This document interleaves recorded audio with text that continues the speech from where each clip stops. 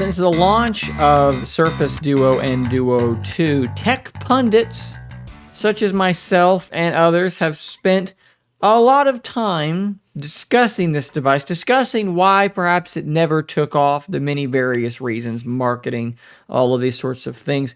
And of course, no one can really come to a definitive answer on these things because there's a lot of variables. It's very hard to sort of work all of that stuff out. So I decided to do the only logical thing there was to do in the world we currently live in, which is now absolutely buzzing with the excitement of things like AI, with ChatGPT and the ability to speak with these AI minds and to get answers directly from them.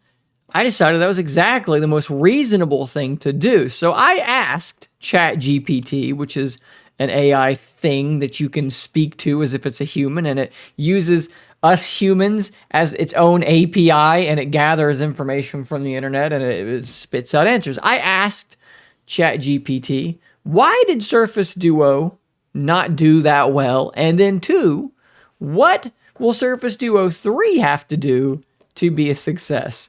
And we're going to read those answers right now, and we're going to break them down. So yes, this is stupid, but we're going to do it anyways.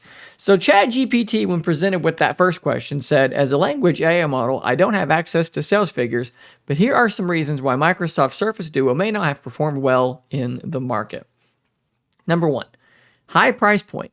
The Surface Duo was launched at a premium price point, which made it unaffordable for many consumers. This is absolutely true. Okay, so we're going to give ChatGPT one check mark here for being absolutely accurate.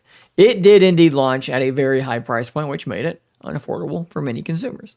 And this is just kind of part of what you're going to get with a device like this, with a device that is so custom made, that is so thin, and such a just a strange niche device that they're making so few of in the first place. It's going to be prohibitively expensive to a lot of people. So yeah, that's absolutely true. But how does Microsoft address that? Well, they'd have to totally change the design. They have to change a lot of things about this device to make it more affordable. So they kind of painted themselves into a corner on that one. Limited app support. The device runs on the Android operating system, but the lack of app compatibility with the dual screen setup limited its functionality. So this is something that we did hear a lot. Hey, very few apps use both screens. And yes, this is true, although it's getting less true over time.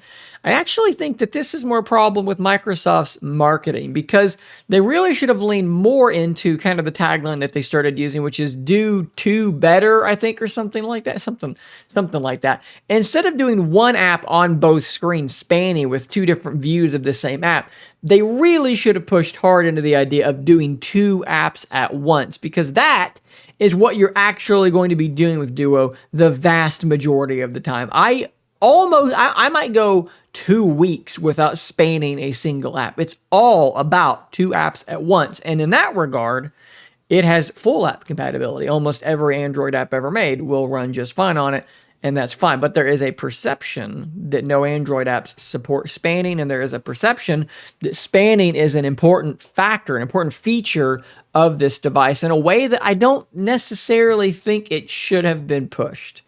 Number 3. So we'll give it like a half a check mark there. That's mostly true.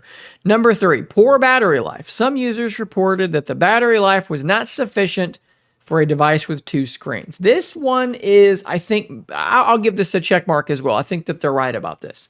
I usually get 4, 5, maybe 6 hours of screen time if I'm lucky. And by the end of the day, like I'm off the charger 6:30, by 8:30, 9 o'clock, we are on fumes. Just yesterday on my Z Fold 4, I had been unplugged since I think about 6:30. It was like 7:30, 8 o'clock. I was at about 40% battery and I had 5 hours of screen on time. That's not normal for my Z Fold. Typically, I kill it quicker than that, but that was a heck of a day, and there's never a day that is ever going to be like that on Surface Duo. It just isn't, okay? The battery's not particularly large, but it's about the same size as the Z Fold, so there's some things that they need to do there to improve that battery life. Fully fine with that analysis. Number 4. Limited functionality. The Surface Duo was marketed as a productivity device, but some users found that it lacked the functionality of a traditional tablet or laptop. This is absolutely true, but it's also a problem with expectations. You should never expect this thing to have the full functionality of a laptop in particular. Now, of a tablet, I think that it does have the full functionality of like an Android tablet. No problem at all there. But as far as like a laptop goes, yeah, like there's a lot of times that I'm like reading an article and I'm taking notes on OneNote over here and that's fine. But sometimes if I have to do something like really in depth, I have to do a lot of typing, I'm closing it. I'm coming in here and getting on my computer with my mouse and keyboard because that is always going to be better. So I get what they're saying. Number 5, the Surface Duo faced stiff competition from other foldable devices such as the Z Fold and the Huawei Mate X.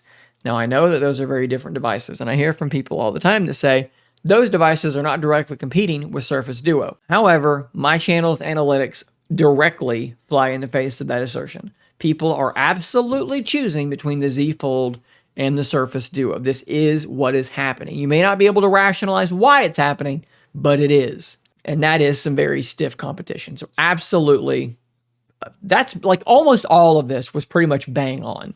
I think that there are more things than just those, but at least those are true. So now we're going to ask the same ChatGPT, how does Surface Duo fix those problems? How does it become a success? Number 1, improving hardware specifications. Microsoft can upgrade the hardware specifications of the Surface Duo 3 to make it more attractive to consumers. This can include improving the camera quality, adding more storage space, and increasing battery life. Yeah, they have to do all of those things. Now, you should note here that what it doesn't say is abandon the dual screen setup and switch to a single folding OLED. So Microsoft, clearly, you've got this wrong. The robot overlords have not told you to make this change. You're clearly making a big mistake here. Adding new features and improvements. Microsoft can add new features to the Surface Duo, such as 5G connectivity. It already has 5G connectivity, so we're going to dock you a bit for that one. Improve biometric authentication. If by this they mean speed up the fingerprint sensor, then absolutely.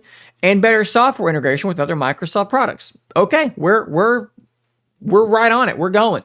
Number 3, marketing and brand recognition. They should just say, do some of that. That should be the whole answer from there, but we'll see what it says. They can increase marketing efforts for the Surface Duo 3 and make it more widely known among consumers. This can include advertising campaigns and partnerships with mobile carriers. We're crushing this so far.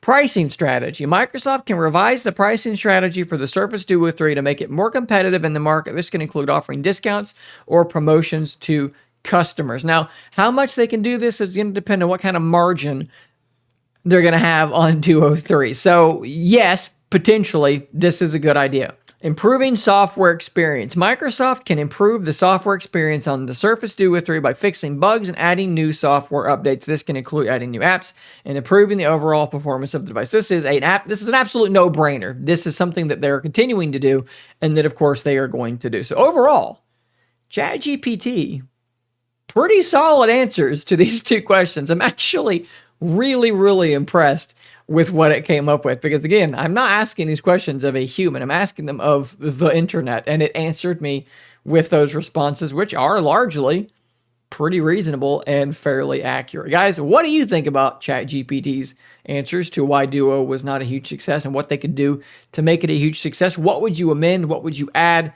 Let me know in the comments down below. What other questions would you have me ask ChatGPT and talk about in a similar video to this? I thought this was rather fun and interesting. Maybe you did as well. Subscribe so you don't miss out on more content just like this. Guys, I will see you on the next one. And until next time, stay nerdy, my friends.